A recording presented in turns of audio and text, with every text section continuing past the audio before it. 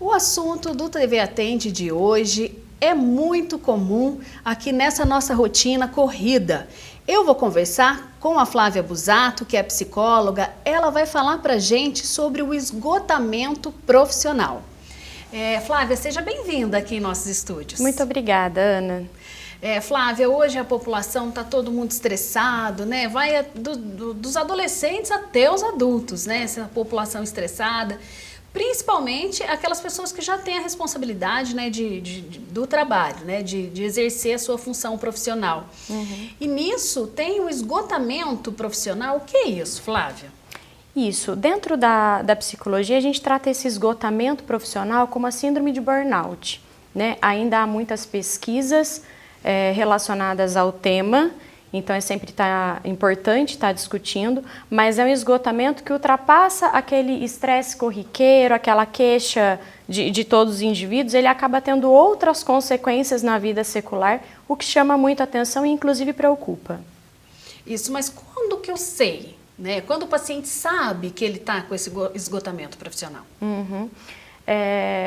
Dentro da psicologia comportamental, a gente diz que é muito difícil a autoobservação, porque à medida que a gente é treinado para isso, também tem muitos boicotes. Então é muito mais fácil uma pessoa de fora vir e me falar, né? É muito mais fácil alguém que convive comigo identificar do que propriamente eu que estou passando pelo problema. Tem muitos sintomas associados que são confundidos com outras síndromes, como transtorno de ansiedade, depressão, estresse moderado crônico. Por isso, também a ajuda de um profissional. Os sintomas da síndrome de burnout seria esse esgotamento ao ponto de você não conseguir ir para a sua rotina ou seguir sua rotina de trabalho. Ele vai além da queixa de estou cansado de trabalhar, não aguento mais isso. Ele tem consequências da pessoa ter todas as estratégias possíveis de esquiva do trabalho. Inclusive, a frustração, a tensão, o sentimento de não dar conta da demanda que você vai estar atendendo, a diminuição do entusiasmo, a diminuição da energia e as fugas desse contexto. Certo. Agora, aquelas pessoas que têm a mania de abraçar o mundo, né, no trabalho, ela pega todas as funções da empresa, né? Eu imagino que elas são mais suscetíveis, né, a ter esse esgotamento, né, Flávia?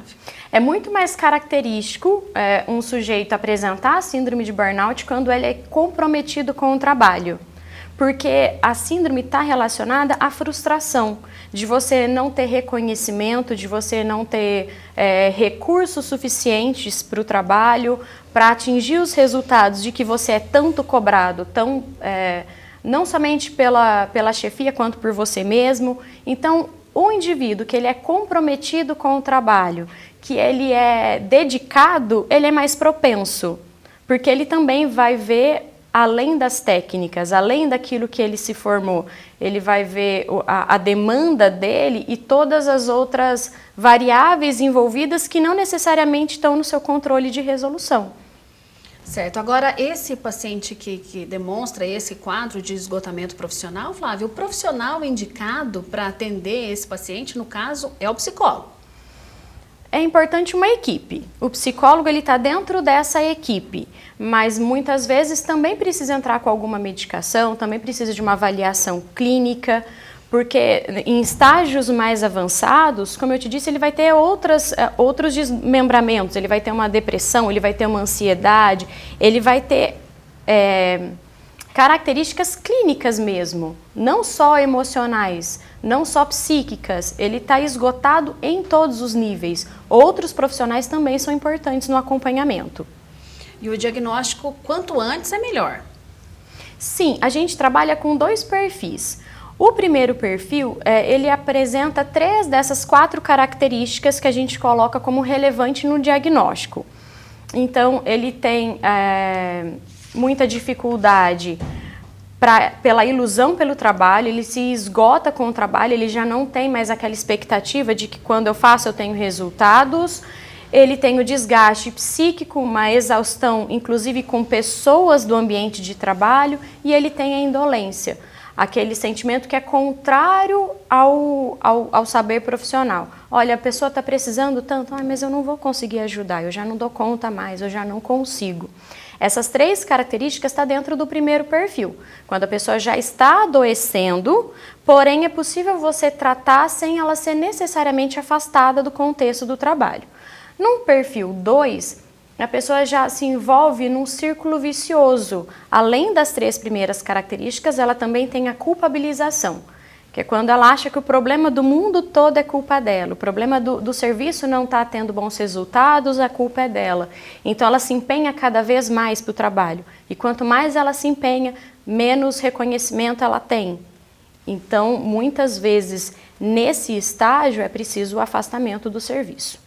Certo. Agora, Flávia, como tudo na vida, no esgotamento profissional, né, na vida da gente em casa e também no trabalho, seria indicado moderação, né? Moderação em tudo que a gente faz, para conseguir atender tudo, né? A casa, o trabalho, enfim. Uhum. Um dos indicativos que a gente tem de que um determinado comportamento deixou de ser adequado para a nossa vida é a intensidade e a frequência. Com que frequência eu tenho sentido isso? Com que frequência isso tem me feito mal? Esse sentimento de esgotamento, por exemplo, no trabalho, tem sido de 7 dias da semana. Quantos dias eu tenho apresentado isso? E a intensidade, numa escala de 0 a 10. Enquanto eu classificaria esse meu sintoma?